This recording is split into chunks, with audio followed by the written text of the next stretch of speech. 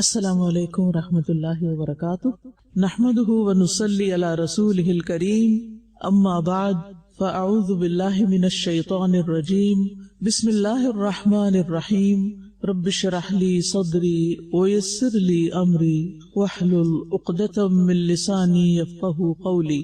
آج کا ٹاپک ہے ہر حال میں اللہ تعالیٰ کی حمد و ثنا بیان کریں۔ ٹھیک ہے، ہر حال میں اللہ تعالیٰ کی حمد و ثنا بیان کریں۔ حمد و ثنا، اللہ کی تعریف، اور خاص طور پر بیماری کی حالت میں، تکلیف کی حالت میں۔ اور بیماری سے مراد صرف جسمانی بیماری نہیں بلکہ ذہنی، نفسیاتی، روحانی، جسمانی، قلبی، اخلاقی، کسی بھی مشکل میں گرفتار ہیں۔ اب ہم تکلیف میں اور آپ کہتے ہیں اللہ کی تعریف بیان کریں، وہ کیوں؟ اس لیے کہ اللہ سبحانہ تعالیٰ نے ہمیں ان گنت نعمتیں عطا کی، اور کچھ نعمتیں وہ ہیں جو ہمیں بظاہر زحمت محسوس ہوتی جبکہ حقیقت میں وہ بھی رحمت ہوتی ہیں۔ اللہ تعالیٰ فرماتے ہیں کتب علی نفسہ الرحمہ، اللہ نے اپنے اوپر رحمت لکھ رکھی ہے، تو وہ تو ظلم کرتا ہی نہیں۔ وہ اگر ہمیں کسی تکلیف سے بھی گزارتا ہے تو وہ بھی کیا ہے؟ بظاہر زحمت، لیکن حقیقت میں رحمت۔ اور اس زحمت کی شکل میں بھی دراصل ہمارے لیے کوئی بھلائی اتاری گئی ہوتی ہے۔ بظاہر ایک چیز کھو رہی ہوتی ہے لیکن ہم اس کے عوض بہت کچھ سیکھ رہے ہوتے ہیں، ہماری لرننگ ہو رہی ہوتی ہے۔ ایک علم وہ ہوتا ہے نا جو کتاب سے حاصل ہوتا ہے، اور ایک علم وہ ہوتا ہے جو تجربے سے حاصل ہوتا ہے، ایکسپیرینس سے حاصل ہوتا ہے۔ اور ایکسپیرینس اچھا بھی ہو سکتا ہے اور نہیں بھی ہو سکتا، ہمارا پسندیدہ بھی ہو سکتا ہے اور ناپسندیدہ بھی ہو سکتا ہے، لیکن بظاہر کھونے میں بھی دراصل پانا ہے۔ اور جو پانے کا احساس رکھتا ہے کہ میں اچیور ہوں، میں اس وقت کچھ پا رہا ہوں۔ مومن کو جب تکلیف آتی، کانٹا بھی چبھتا ہے تو کیا ہوتا ہے؟ اس کے لیے کیا لکھا جا رہا ہوتا ہے؟ اجر۔ تو وہ پا رہا ہے نا کچھ۔ تو جس کے اندر پانے کا احساس ہوتا ہے کہ میں اس سچویشن سے بھی کچھ پا رہا ہوں، تو اس کی زبان سے کیا نکلتا ہے؟ الحمدللہ، الحمدللہ۔ اور بیماری تو آزمائش ہونے کے ساتھ ساتھ اللہ تعالیٰ کی ایک نعمت بھی ہے، کیونکہ اس میں بہت سے ہمارے لیے فائدے بھی ہوتے ہیں۔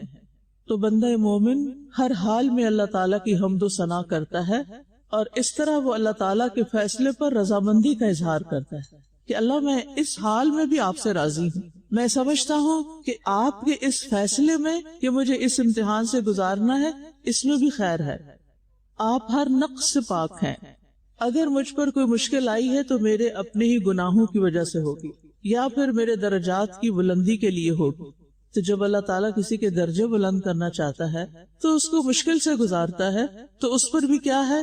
اللہ ہی کی تعریف، الحمدللہ۔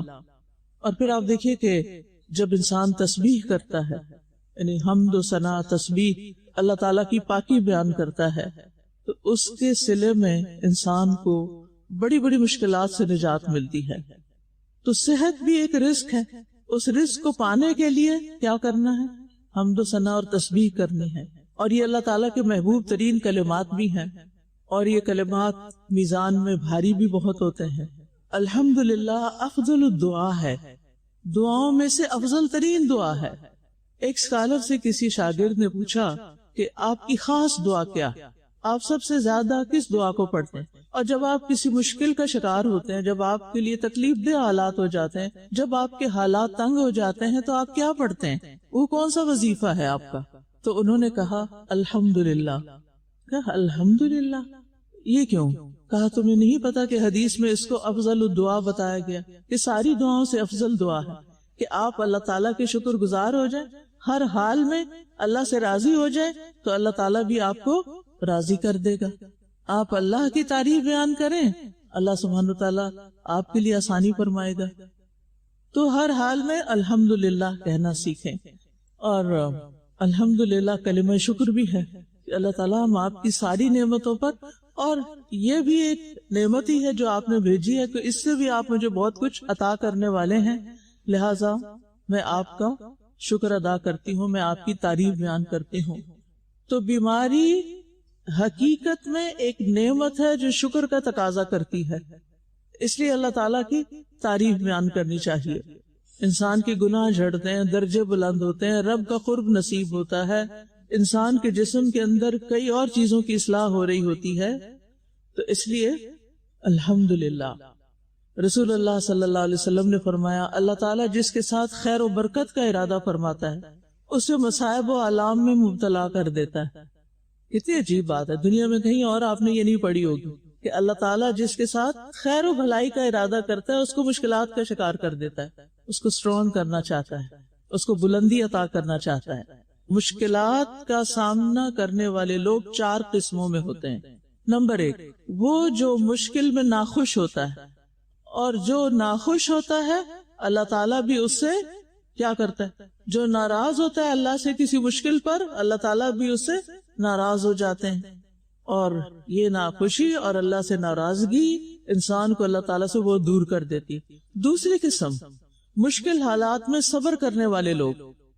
صبر کرنے والے یہ بھی بہت اچھے لوگ ہیں، کیونکہ ہمارا دین ہمیں کیا سکھاتا ہے، اور مومن 2 حالتوں میں سے ایک حالت میں ہوتا ہے. جب نعمت اس کو کوئی ملتی ہے شکر ادا کرتا ہے، جب تکلیف آتی ہے تو وہ صبر کرتا ہے. تو یہ کیا ہے، مومن کے لیے ایک بارڈر لائن ہے کہ اتنا تو کرنا ہی کرنا ہے. ٹھیک ہے. تیسرا درجہ ہے ان لوگوں کا جو مشکل حالات میں اللہ کی رضا میں راضی اور خوش رہتے ہیں.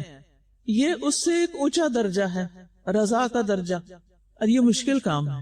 اور جو بندہ اللہ کی رضا پہ راضی ہوتا ہے پھر اللہ سبحانہ وتعالیٰ اس کے لیے آسانی کر دیتا ہے. حدیث میں آتا ہے، مسند احمد کی روایت ہے، نبی صلی اللہ علیہ وسلم نے فرمایا اللہ تبارک و تعالیٰ نے اپنے بندے کو جو کچھ دے رکھا ہوتا ہے وہ اس میں اس کا امتحان لیتا ہے. سو جو شخص اللہ عز و جل کی تقسیم پر راضی ہو جائے اللہ اسے برکت اور وسعت دے دیتا ہے، اور جو راضی نہ ہو اس کو برکت نہیں ملتی.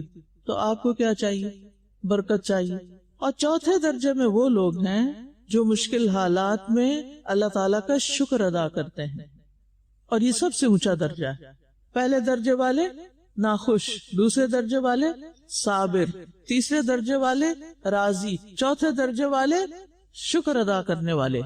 اور یہ سب سے اونچا درجہ ہے کہ مشکل حالات میں بھی اللہ تعالیٰ سے حسن ظن رکھنا، اللہ تعالیٰ کی تعریف کرنا. لہٰذا کوئی بھی مشکل آئے کسی بھی طرح کی فوراً کہیں الحمدللہ، یہ اللہ کی طرف سے ہے. اللہ جس حال میں مجھے رکھے میں اس سے راضی، میں اس پر اس کی شکر گزار. حضرت عائشہ کہتی ہیں، سنن ابن ماجہ کی روایت ہے، رسول اللہ صلی اللہ علیہ وسلم جب کوئی پسندیدہ چیز یا بات دیکھتے تو فرماتے الحمدللہ الذی بنعمتہ تتم الصالحات. سب تعریفیں اس اللہ کے لیے ہیں جس کے فضل اور انعام سے نیک کام، نیک مقاصد پورے ہوتے ہیں. اور جب کوئی ناپسندیدہ چیز یا بات دیکھتے تو فرماتے الحمدللہ علی کل حال. ہر حال میں اللہ کی حمد، تعریف، شکر. تکلیف میں بھی اللہ کی تعریف. رسول اللہ صلی اللہ علیہ وسلم نے فرمایا بندہ مومن کے متعلق اللہ عز و جل کی تقدیر اور فیصلے پر مجھے تعجب ہوتا ہے کہ اگر اسے کوئی بھلائی حاصل ہوتی ہے تو اپنے رب کی تعریف کرتا ہے اور اس کا شکر ادا کرتا ہے، اور اگر اسے کوئی مصیبت پہنچتی ہے تو وہ اس پر بھی اپنے رب کی تعریف کرتا ہے اور صبر کرتا ہے. وَإِنْ أَصَابَتْهُ مُصِيبَةٌ حَمِدَ رَبَّهُ وَصَبَرَ. تو کچھ لوگ صابر بھی ہوتے ہیں، راضی بھی ہوتے ہیں، اور شاکر بھی ہوتے ہیں. یہ اعلیٰ ترین درجہ ہوتا ہے پھر. اور مومن تو دنیا سے جاتے ہوئے بھی الحمدللہ کہہ کے جا رہا ہوتا ہے. ابن عباس کہتے ہیں یقیناً مومن کے ہر حال میں خیر ہے. اس کی جان اس کے دونوں پہلوؤں سے نکل رہی ہوتی ہے، یعنی جان نکل رہی ہوتی ہے، مر رہا ہوتا ہے وہ اس حال میں کہ وہ اللہ عز و جل کی تعریف کر رہا ہوتا ہے. یعنی ان نفسہ تخرج من بین جنبیہ وہو یحمد اللہ عز و جل. کبھی سوچا اس پر آپ نے کہ میری جان نکلنے کا وقت ہے اور میں کہتی ہوں الحمدللہ الحمدللہ الحمدللہ. اور کل کسی نے اپنے فادر کا اسی طرح واقعہ سنایا کہ ان کی شوگر اتنی ہائی ہو گئی کہ ان کے پاؤں میں گینگرین ہو گئی، ایک انگلی کٹی پھر دوسری کٹی. ہر دفعہ کہتے تھے الحمدللہ الحمدللہ. پھر تکلیف اور اوپر چلی گئی تو ڈاکٹر نے کہا ٹانگیں کاٹی جائیں گی، کہا الحمدللہ.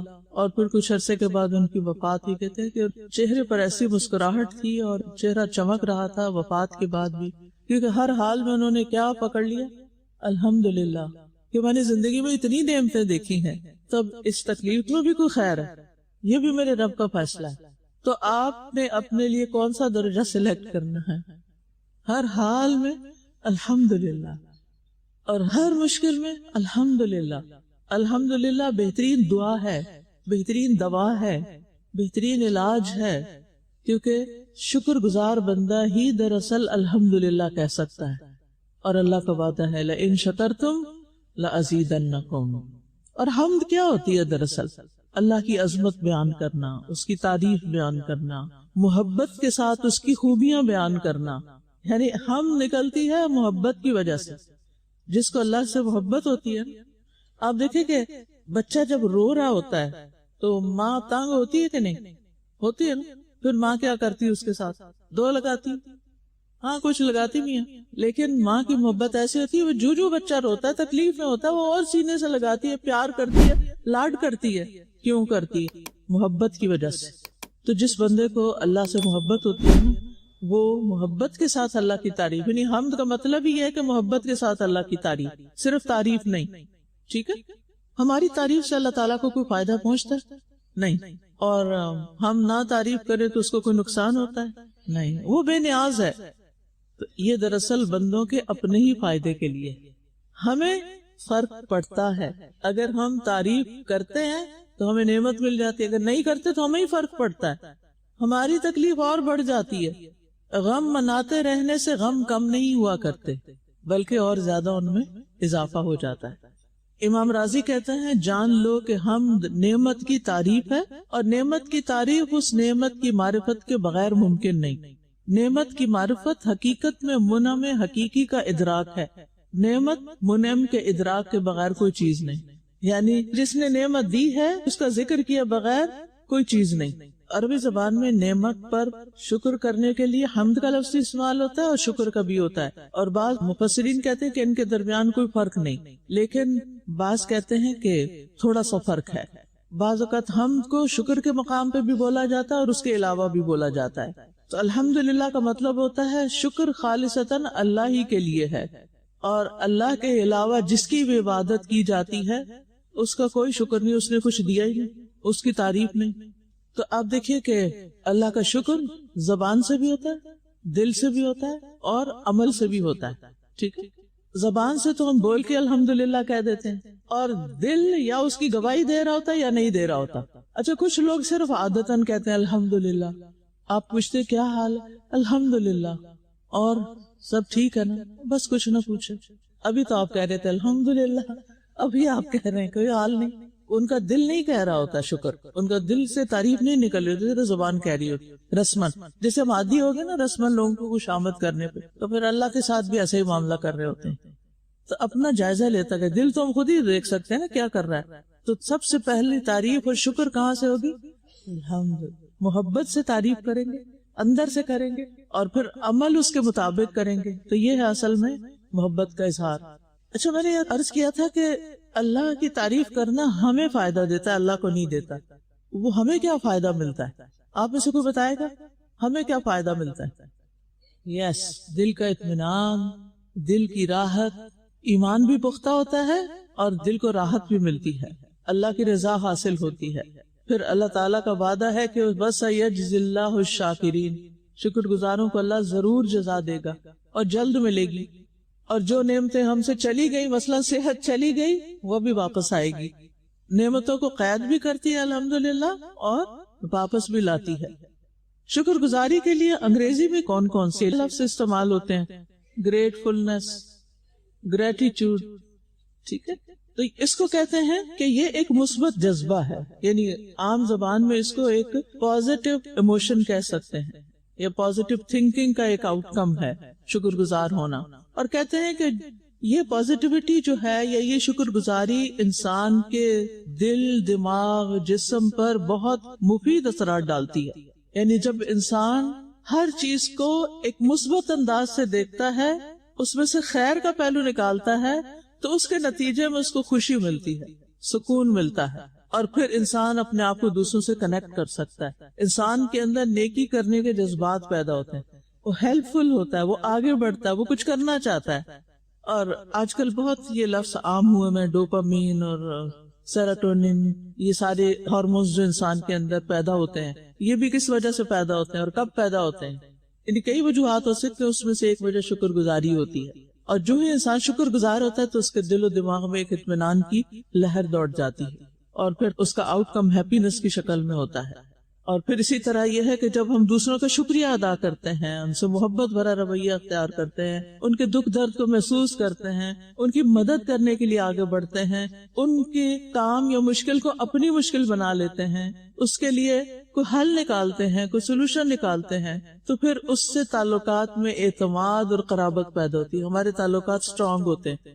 تو شکر گزار انسان اللہ کا تو ہوتا ہی ہے، جو شکر گزار ہوتا ہے نا پھر وہ ہر ایک کا شکر گزار ہوتا ہے، انسانوں کا بھی شکر گزار ہوتا ہے، اور اسی طرح جن چیزوں سے وہ فائدہ اٹھاتا ہے ان سب کے بارے میں سوچ کے وہ خوش ہوتا ہے۔ اور جب انسان شکر گزار ہوتا ہے، پازیٹو ہوتا ہے، تو کہتے ہیں کہ اس کے جو نیورل سرکٹس ہوتے ہیں وہ ایکٹیویٹ ہوتے ہیں، اس کے نتیجے میں انسان کا ڈپریشن، انزائٹی وغیرہ ختم ہوتی، نیند اچھی ہو جاتی ہے، دل کی کارکردگی بہتر ہو جاتی ہے۔ تو اس سے پتہ چلتا ہے کہ تکلیف میں ہمیں مثبت جملے ادا کرنے چاہیے، ٹھیک ہے، نہ صرف یہ کہ دوسروں کے ساتھ بلکہ خود سیلف ٹاک بھی ہماری پازیٹو ہونی چاہیے۔ یہ جو ہم اپنے اندر باتیں کر رہے ہوتے ہیں نا، اپنے آپ سے، اپنی ذات سے، اور پھر اسی طرح جب ہم چیزوں کو ایکسپٹ کر لیتے ہیں، جب ہم ان کو اپنے لیے اچھا ہی سمجھتے ہیں، تو ان سب سے ہمارے ذہنی دباؤ کم ہوتا ہے۔ جب ہم ان کو اپنے لیے مشکل سمجھتے ہیں تو اس سے ہمارا ذہنی دباؤ بڑھ جاتا ہے، سٹریس بڑھ جاتا ہے۔ تو بہرحال پازیٹو مائنڈ سیٹ جو ہوتا ہے وہ زیادہ بہتر کام کرتا ہے، یعنی ایسا انسان جس کا پازیٹو مائنڈ سیٹ ہوتا ہے اس کی کارکردگی بہتر ہوتی ہے، اس کی پروڈکٹیوٹی بہتر ہوتی ہے، اس کی دماغی سرگرمی میں اضافہ ہوتا ہے، زیادہ اچھے خیالات اس کے اندر آنے لگتے ہیں، اس کو مسائل کے حل نظر آنے لگتے ہیں۔ تو جو ہی اس کا تناؤ کم ہوتا ہے اس کے اندر خود اعتمادی بھی آتی، مزاج میں بہتری آتی ہے، کارکردگی بہتر ہوتی ہے، روز مرہ کے چھوٹے چھوٹے ٹاسک تو آسان لگتے ہی ہیں، بڑے بڑے مشکل ٹاسک بھی آسان ہو جاتے ہیں، یعنی وہ اپنے آپ کو سیلف ٹاک، میں انشاءاللہ ٹھیک ہو جاؤں گا، یہ تو کوئی بڑی بیماری نہیں، ٹھیک ہو جاؤں گا، میں ٹھیک ہو، وہ فلاں بھی ٹھیک ہو گیا تھا نا، فلاں بھی، میں بھی ٹھیک ہو جاؤں گا، یعنی اپنے اندر اپنے آپ کو یہی یقین دلانا کہ ایک چھوٹی سی بیماری ہے، ٹھیک ہو جائے، بس تھوڑی دیر کی بات ہے، اور فوراً وہ اللہ تعالیٰ کی طرف رجوع کر لیتا ہے اور پھر دعائیں مانگنے لگتا ہے، اور اگر اور کوئی دعا نہیں بھی سوچ رہی تو الحمدللہ الحمدللہ کی تسبیح پڑھنے لگتا ہے، اور الحمدللہ تملأ میزان، الحمدللہ ایک دفعہ کہتا ہے تو میزان بھر جاتا ہے۔ جب وہ اور کوئی نیکی نہیں کر پاتا اور تکلیف میں، بیماری میں، وہ الحمدللہ پڑھنا شروع کر دیتا ہے تو اس کو تسلی ہوتی ہے کہ چلیں میں اس وقت فزیکلی کچھ کرنے کے قابل نہیں، لیکن الحمدللہ سے میری نیکیوں کا میزان بڑھے جا رہا ہے، میں لوزر نہیں ہوں، اب بھی میں کچھ کما رہا ہوں۔ تو اللہ کے ذکر سے دلوں کو اطمینان تو ملتا ہی ہے، اور حدیث میں بھی آتا ہے نا، جو اللہ کا ذکر کرتا ہے اور جو نہیں کرتا اس کی مثال کیسے، زندہ اور مردہ کی، ٹھیک، تو دل زندہ ہوتا ہے تو انسان زندہ ہوتا ہے نا، تو اللہ کے ذکر سے دل زندہ ہو جاتا ہے، جب دل زندہ ہو جاتا ہے تو کارکردگی جسم کی بڑھ جاتی ہے، اور پھر اسی طرح یہ ہے کہ انسان کی جو ذہنی یکسوئی ہے وہ بڑھ جاتی ہے۔ بے چینی میں ذہن یکسو نہیں ہوتا، چیز آپ کے آگے پڑی ہوتی ہے، کھانا آپ کے آگے رکھا ہے اور آپ کو نہیں پتا کیا کھا گئے آپ، ایسا ہوا کبھی آپ کے ساتھ؟ کوئی بھی ہم کام کرتے ہیں تو ہم سوچتے ہیں اچھا وہ میں نے کر لیا کہ نہیں کیا، ہاں میرا خیال ہے کر لیا، کیوں ایسا سوچتے ہیں؟ حافظہ کیوں کمزور ہو جاتا ہے؟ ذہنی تناؤ سے، سٹریس سے، کیونکہ ہم اس چیز میں نہیں ہوتے جو کر رہے ہوتے ہیں، کہاں ہوتے ہیں؟ ان خیالات میں ہوتے ہیں جو ہمارے اوپر پہاڑ لادے ہوئے ہوتے ہیں، اور جب وہ ہٹتے ہیں تو پھر انسان زیادہ بہتر طور پر کام کر پاتا ہے۔ ابھی جو آپ نے کہا نا کہ جب تناؤ میں ہوتے ہیں تو ہمیں کچھ سمجھ نہیں آ رہا ہوتا، تو بیسیکلی اس وقت ہماری بریدنگ بھی شیلو ہوئی ہوتی ہے، ہمیں آکسیجنیشن بھی نہیں ہو رہی ہوتی، ہمارے برین کو جو اتنی آکسیجن چاہیے وہ مل بھی نہیں رہی ہوتی، وہ فنکشن نہیں کرتا صحیح۔ ایک تو یہ بات، دوسری یہ کہ ہم دیکھتے ہیں قرآن میں اللہ تعالیٰ نے ہمیں بہت پازیٹیو کیا ہے، مختلف آیات ہیں، جیسے عسیٰ ان تکرہوا شیئا وہو خیر لکم، عسیٰ ان تحبوا شیئا وہو شر لکم، وعسیٰ ان تکرہوا شیئا ویجعل اللہ فیہ خیرا کثیرا۔ حضرت عائشہ کے واقعے میں ہم دیکھتے ہیں کہ اللہ تعالیٰ کہتے ہیں اس میں تمہارے لیے کوئی بہتری ہو، ہر جگہ پہ پازیٹیو کیا ہے، تو اللہ تعالیٰ چاہتے ہیں کہ ہم پازیٹیو ہو جائیں۔ جنگ احد میں مسلمانوں کو ناکامی ہوئی تو وہاں بھی شکر کی بات ہوئی، وہاں بھی اس کو کہا کہ برا نہ سمجھو، میں سوچ رہی تھی سادہ جی کہ جب پریشانی ہوتی ہے نا تو ہم یہ پڑھتے ہیں لا الہ الا اللہ العظیم الحلیم، لا الہ الا اللہ رب العرش العظیم، وہ انکانشیسلی ایک دم آ جاتا ہے. تو وہ مجھے آج میں اس کو ریلیٹ کر رہی ہوں کہ ہم وہ میں تعریف کر رہے ہوتے ہیں سبحان اللہ، اللہ تعالیٰ کی تعریف کے پریشانیوں گھبراہٹ میں آپ وسلم یہ پڑھا کرتے تھے. تو میں فوراً اس کو آج ریلیٹ کروں کہ آج سمجھ آیا کہ اللہ کی تعریف فوراً اور کتنا سکون مل جاتا ہے اس کو پڑھ کے ایک دم سے. آپ دیکھیے کہ جتنی بھی رنج و غم کی دعائیں ہیں ان میں اللہ کی تعریف ہے، اللہ اللہ ربی لا اشرک بہ شیئا، اور اسی طرح یہ دعا جو آپ نے منشن کی. استاذہ ہمارا دین گریٹیٹیوڈ میں فاؤنڈیڈ ہے، شکر گزاری ہمیں سکھائی جاتی ہے، لیکن آئی تھنک ہم ایکٹیولی پریکٹس نہیں کرتے ہیں. پازیٹیو سائیکالوجی میں جو ڈپریس لوگ ہوتے ہیں ان کو کہا جاتا ہے آپ گریٹیٹیوڈ جرنلنگ کریں، یعنی روز رات کو آپ لکھیں. مجھے لگتا ہے کہ دس ایکٹیو پریکٹس آپ کو ہیلپ کرتی ہے شکر گزاری کو انٹرنلائز کرنے میں. بالکل. اور ہم تھیوریٹیکلی پڑھتے ہیں لیکن پریکٹیکلی اس کو انٹرنلائز نہیں کرتے. آپ سب بھی یہ پریکٹس کریں، نعمتوں کو گننا شروع کر، اور ہو سکے تو لکھنا بھی شروع کر. پھر خود ہی شرم آئے گی کہ اتنا کچھ ہوتے ہوئے میں کیا کر رہی ہوں. جزاک اللہ خیر. اب ہم آتے ہیں پہلی دعا کی طرف. سبحان اللہ و بحمدہ، پاک ہے اللہ اپنی تعریف کے ساتھ، یعنی ہم اللہ تعالیٰ کی پاکی بھی بیان کرتے ہیں، وہ ہر عیب اور نقص سے پاک ہے، اور اس کی تعریف بھی کرتے ہیں. رسول اللہ صلی اللہ علیہ وسلم سے سوال کیا گیا کون سا کلام افضل ہے؟ آپ نے فرمایا جو اللہ نے اپنے فرشتوں اور اپنے بندوں کے لیے چنا، سبحان اللہ و بحمدہ. اور ویسے بھی کوئی دعا مانگنے سے پہلے ہمیں کیا کرنا چاہیے؟ اللہ تعالیٰ کی حمد و ثنا کرنی چاہیے. ابن قیم رحمہ اللہ کہتے ہیں کہ دعا میں مستحب ہے کہ دعا مانگنے والا اپنی حاجت مانگنے سے پہلے اللہ کی حمد و ثنا کرے. جو اللہ کی حمد و ثنا کرتا ہے وہ اللہ ہی کو پکارتا ہے. یعنی دعا سے پہلے حمد و ثنا کرنے والا اپنے لیے دعا ہی مانگ رہا ہوتا ہے اور اللہ کی رحمت طلب کر رہا ہوتا ہے. آپ کو یاد ہے پہلے دن کا سبق، دعائے عبادت اور دعائے مسئلہ.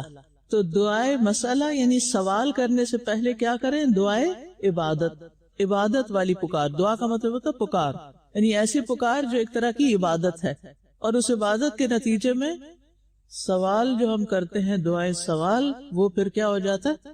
پورا ہو جاتا ہے، سوال کا جواب آ جاتا ہے. تو جو شخص اپنے رب کی حمد کے ساتھ اس کی تعریف بیان کرتا ہے، ثنا کرتا ہے، اور اس کے احسانات کے ساتھ، تو وہ اللہ سبحانہ و تعالیٰ سے دو لحاظ سے دعا کرتا ہے.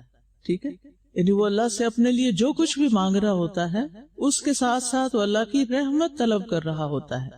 قرآن مجید میں آتا ہے هو الحی لا الہ الا هو فادعوه مخلصین لہ الدین الحمد للہ رب العالمین. وہ زندہ ہے، اس کے سوا کوئی معبود نہیں، بس دین کو اسی کے لیے خالص کرتے ہوئے اسے پکارو. تمام تعریفیں اللہ کے لیے ہیں جو تمام جہانوں کا رب ہے. پکارو کہہ کے الحمدللہ کی بات کر دی گئی. ٹھیک ہے، تو سبحان اللہ میں سب سے پہلے لفظ جو ہے سبحان، یہ تسبیح سے ہے. تسبیح کا مطلب ہوتا ہے اللہ تعالیٰ کی پاکی بیان کرنا، کہ اللہ تعالیٰ ہر عیب، نقص، کمزوری، خطا اور برائی سے پاک ہے. یہ 5 لفظ لکھ لیں. اللہ تعالیٰ ہر عیب، نقص ہوتا کمی، کمزوری، خطا اور برائی سے پاک ہے. اللہ تعالیٰ اپنے اقوال میں، اپنے افعال میں، اپنی صفات میں ہر عیب سے پاک ہے. اللہ تعالیٰ ہر اس چیز سے پاک ہے جو اس کی شان کے لائق نہیں. اللہ تعالیٰ ہر اس چیز سے دور ہے جو اس کے مرتبے اور مقام کے مناسب نہیں. یعنی کچھ چیزیں اللہ تعالیٰ کے مقام، مرتبے اور ادب کے خلاف ہوتی ہیں. اللہ تعالیٰ ان چیزوں سے بھی بری ہے، پاک ہے. اب تکلیف، بیماری اور مصیبت آئی ہے اور ہم کہہ رہے ہیں سبحان اللہ و بحمدہ، کہ اللہ تعالیٰ آپ میں تو کوئی عیب ہے ہی نہیں، کوئی کمزوری ہے ہی نہیں. اس کا مطلب کیا ہے؟ کہ اگر ہمیں کوئی تکلیف پہنچی ہے تو ہماری اپنی کوئی غلطی، وجہ، قصور، کوتاہی ہو سکتی ہے. آپ کی کوئی غلطی نہیں اس میں، آپ نے ہمارے ساتھ ظلم نہیں کیا، اور اللہ تعالیٰ اس سے پاک ہے کہ وہ کسی کے ساتھ کوئی ظلم کرے. وہ ذرے برابر بھی ظلم نہیں کرتا. ان اللہ لا یظلم مثقال ذرہ. اور مصیبت کے وقت تسبیح پڑھنا جو ہے وہ مصیبت کو دور کر دیتا ہے. اور اس کی مثال قوم یونس ہے. جب انہوں نے اکٹھے ہو کر اللہ کو پکارا تو ان کی نجات ہو گئی. اور یونس علیہ السلام کی نجات کس کی وجہ سے ہوئی تھی؟ تسبیح کی وجہ سے ہوئی تھی. مچھلی کے پیٹ سے نکل آئے تھے, سمندر کی گہرائی سے مچھلی اوپر آ گئی تھی, اندھیروں سے باہر آ گئے تھے, ان کا غم دور ہو گیا تھا. اور اللہ تعالیٰ فرماتے ہیں فَلَوْلَا أَنَّهُ كَانَ مِنَ الْمُسَبِّحِينَ لَلَبِثَ فِي بَطْنِهِ إِلَىٰ يَوْمِ يُبْعَثُونَ. پھر اگر یہ بات نہ ہوتی کہ وہ تسبیح کرنے والوں میں سے تھا تو یقیناً وہ اس دن تک اس کے پیٹ میں ہی رہتا جب وہ اٹھائے جائیں گے. یعنی اگر یونس علیہ السلام تسبیح کرنے والے نہ ہوتے, اس کے علماء دو معنی کرتے. ایک یہ کہ وہ اپنی اس مشکل سے پہلے کی زندگی میں بھی تسبیح کے عادی تھے. لولا کانا یعنی پاسٹ میں اگر وہ تسبیح کرنے والے نہ ہوتے تو آج ان کی بات نہ سنی جاتی. اور دوسرے کہ عین اس مشکل کے وقت اگر وہ تسبیح نہ کرتے تو باہر نہیں نکل سکتے تھے. گویا تسبیح نجات دلانے والی ہے کس سے؟ تکلیفوں سے, مشکلات سے, بیماریوں سے, دکھوں سے, غموں سے.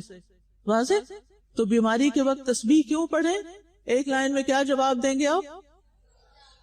کیونکہ یہ انسان کو تکلیف سے نجات دلاتی ہے, جیسے یونس علیہ السلام کو تسبیح کی وجہ سے نجات ملی تھی.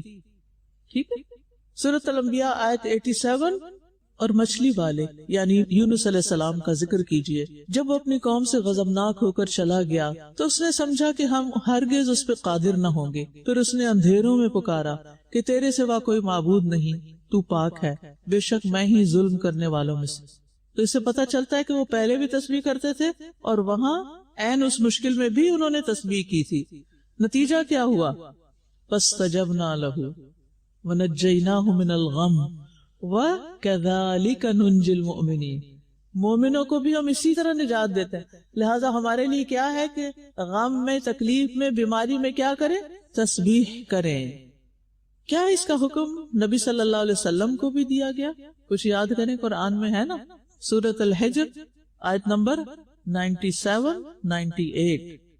اور یقیناً ہم جانتے ہیں کہ بے شک آپ کا سینہ ان باتوں سے تنگ ہوتا ہے جو یہ بناتے ہیں, بس آپ اپنے رب کی حمد کے ساتھ اس کی تسبیح کیجئے اور سجدہ کرنے والوں میں سے ہو جائیے.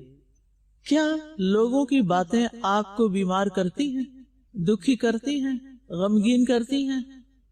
کبھی تکلیف محسوس کی آپ نے کسی کی بات سے, امی کی ڈانٹ سے, یا ہسبینڈ کی لڑائی جھگڑے سے, یا کسی دوست کے تانوں سے؟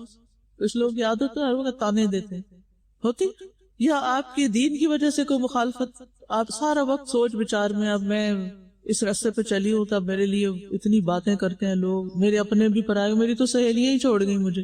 علاج کیا ہے؟ تسبیح. فسبح بحمد ربک وکن من الساجدین.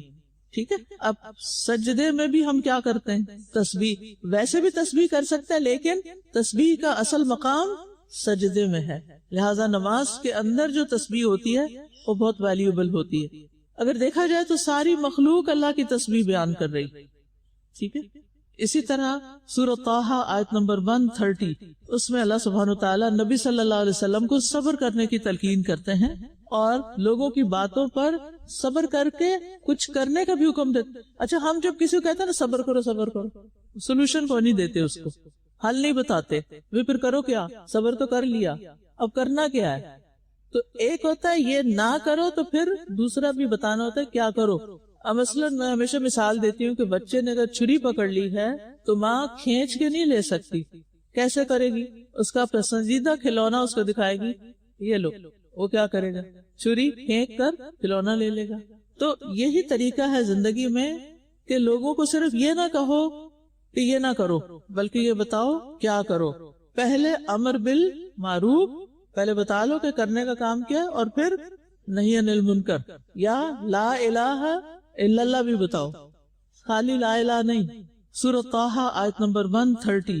بس صبر کیجئے اس پر جو وہ کہتے ہیں اور اپنے رب کی حمد کے ساتھ تسبیح کیجئے سورج طلوع ہونے سے پہلے اور اس کے غروب ہونے سے پہلے, یعنی فجر کی نماز کے بعد, سورج نکلنے سے پہلے, اور عصر کی نماز کے بعد سورج غروب ہونے سے پہلے, اور کچھ رات کی گھڑیوں میں بھی. بس تسبیح کیجئے اور دن کے کناروں میں بھی, تاکہ آپ راضی ہو جائیں. یہ تسبیح آپ کو راضی کر دے گی. اور اس کی ایک تفسیر نماز سے بھی کی گئی ہے. تسبیح کا معنی جز بول کے کل بھی مراد لیا گیا ہے. اور آپ دیکھیے کہ ایک تو تسبیح ہوتی ہے اور اس کے ساتھ ساتھ اپنے گناہوں کا اعتراف بھی کرنا چاہیے. اللہ تو پاک ہے اور میں گناہگار ہوں, میری غلطی ہے. جب کوئی اپنی غلطی مان لیتا ہے تو پھر چیزیں آسان ہو جاتی ہیں, پھر دوسرا بھی معاف کر دیتا ہے. آپ کو یاد ہے کہ وہ جو باغ والے تھے جو یہ سوچ کے چلے تھے کہ ہم اپنے باغ میں سے کسی غریب مسکین کو کچھ نہیں دیں گے, پھر کیا ہوا تھا ان کے باغ کے ساتھ؟ باغ تباہ ہو گیا. تو اس پر سورۃ القلم آیت نمبر 28 اور 29 میں آتا ہے, ان میں سے بہتر نے کہا کیا میں نے تمہیں کہا نہ تھا کہ تم تسبیح کیوں نہیں کرتے؟ وہ کہنے لگے پاک ہے ہمارا رب, بے شک ہم ہی ظالم تھے. فوراً مان گئے سبحان ربنا. تو کبھی تسبیح انفرادی طور پر اور کبھی اجتماعی طور پر, یعنی سارے گھر والوں کو بھی اس پہ لگانا ہے. اور تسبیح کرنا دراصل اللہ تعالیٰ پر کسی بھی طرح کا الزام یا جھوٹ باندھنے کی نفی کرنا ہے. سبحان ربک رب العزت عما یصفون. اور پھر ساتھ جو ہے وہ بحمدہ کہ تعریف بھی کرنی ہے. سبحان اللہ و بحمدہ, یعنی تسبیح میں آپ نے نیگیشن کر دی کہ اللہ تعالیٰ ہر عیب سے پاک ہے, اور حمدہ میں اس کی تعریف کر دی. لہٰذا بیماری اور تکلیف میں اللہ تعالیٰ کی تعریف کرنی ہے. اور یہ کون کر سکتا ہے؟ جو اللہ تعالیٰ کی معرفت رکھتا ہے. اللہ تعالیٰ کی معرفت کے لیے کیا کرنا چاہیے؟ اللہ تعالیٰ کے ناموں کا پتہ ہونا چاہیے, صفات کا پتہ ہونا چاہیے. قرآن مجید میں بے شمار نام اور صفات آئے ہیں. ان صفات میں سے ایک نام اس کا الحمید بھی ہے, جو قابل تعریف ہے. یعنی کوئی اس کی تعریف کرے یا نہ کرے وہ خود سے خود قابل تعریف ہے. اور اللہ سبحانہ وتعالیٰ اپنی تعریف کو پسند بھی کرتا ہے. اللہ تعالیٰ نے قرآن مجید میں 5 سورتوں کا آغاز الحمدللہ سے کیا ہے. اور جو حاملین عرش فرشتے ہیں وہ کیا کرتے ہیں؟ یسبحون بحمد ربہم, رب کی تسبیح کرتے ہیں اس کی حمد کے ساتھ. سارے فرشتے کیا کرتے ہیں؟ والملائکۃ یسبحون بحمد ربہم, فرشتے اپنے رب کی حمد کے ساتھ اس کی تسبیح کر رہے ہیں. تو حاملین عرش بھی حمد کے ساتھ تسبیح کرتے ہیں اور باقی ملائکہ بھی حمد کے ساتھ. اور پھر ہم دیکھتے ہیں مختلف انبیاء کو کہ کس طرح ان کی زندگی میں یہ حمد شامل تھی. حضرت نوح علیہ السلام کو جب نجات ملی تو انہوں نے کہا الحمدللہ الذی نجانا من القوم الظالمین. ابراہیم علیہ السلام کو جب اولاد ملی تو انہوں نے کہا الحمدللہ الذی وہب لی علی الکبر اسماعیل و اسحاق. داؤد اور سلیمان علیہ السلام بھی بڑے شکر گزار تھے, انہوں نے بھی کہا الحمدللہ الذی فضلنا علی کثیر من عبادہ المؤمنین. نبی صلی اللہ علیہ وسلم کو حکم دیا گیا قل الحمدللہ وسلام علی عبادہ الذین اصطفیٰ اللہ خیر اما یشرکون. ٹھیک ہے, اسی طرح مومن بندوں کی یہ صفت ہے کہ وہ اللہ کی حمد کرنے والے, التائبون العابدون الحامدون. ٹھیک ہے, تو یہ تعریف صبح شام بھی کرنی چاہیے تسبیح کے ساتھ. اور کب کرنی چاہیے؟ ہر وقت ہر جگہ. وَلَهُ الْحَمْدُ فِي السَّمَاوَاتِ وَالْأَرْضِ وَعَشِيًّا وَحِينَ تُظْهِرُونَ. تسبح له السماوات, سب ساتوں آسمان اور زمینیں اور جو کچھ ان میں ہے سب رب کی حمد کے ساتھ تسبیح کر رہے ہیں. خالی تسبیح نہیں بلکہ حمد کے ساتھ تسبیح. تو سارا ہمارا دین ہمیں یہی سکھاتا ہے کہ ہم سب سے بڑھ کر اللہ تعالیٰ کی تعریف کرنے والے ہوں, اور ہر حال میں, خوشی میں بھی اور تکلیف میں بھی, اور بندوں کے سامنے شکوے نہ کریں.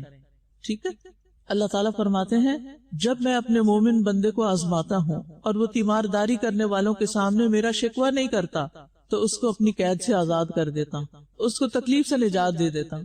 اس کے پہلے گوشت کے عوض بہترین گوشت عطا کرتا ہوں, اور اس کے پہلے خون کے بدلے بہترین خون دیتا ہوں, اور وہ اثر نو عمل کرنے لگتا ہے. یعنی بیماری میں کام رک جاتا ہے نا, اب وہ اس سے نکلتا ہے اللہ کی تعریف کرتے ہوئے, دعا کرتے ہوئے, پھر وہ پہلے سے بھی زیادہ بہتر کام کر سکتا ہے. اور اللہ تعالیٰ کے فیصلوں پر پھر حمد و ثنا کرتا ہے, شکر ادا کرتا ہے. تو اللہ تعالیٰ سے دعا ہے کہ وہ ہمیں بھی شکر کرنے والا بنا دے. ایک لفظ ہوتا ہے شاکر اور ایک ہوتا ہے شکور. فرق پتہ؟ شاکر نعمت پر شکر کرتا ہے اور شکور تکلیف پر شکر کرتا ہے. ٹھیک ہے, شاکر نعمت پر شکر کرتا ہے اور شکور تکلیف پر. انشاءاللہ زندگی رہی تو کل ملیں گے اور باقی دعاؤں کی بھی فضیلت پڑھیں گے, ان کے معنی پڑھیں گے. بیسک کانسیپٹ جو تھا تسبیح کا, اللہ تعالیٰ کی حمد و ثنا کا, وہ میں نے آج آپ کے سامنے رکھ دیا.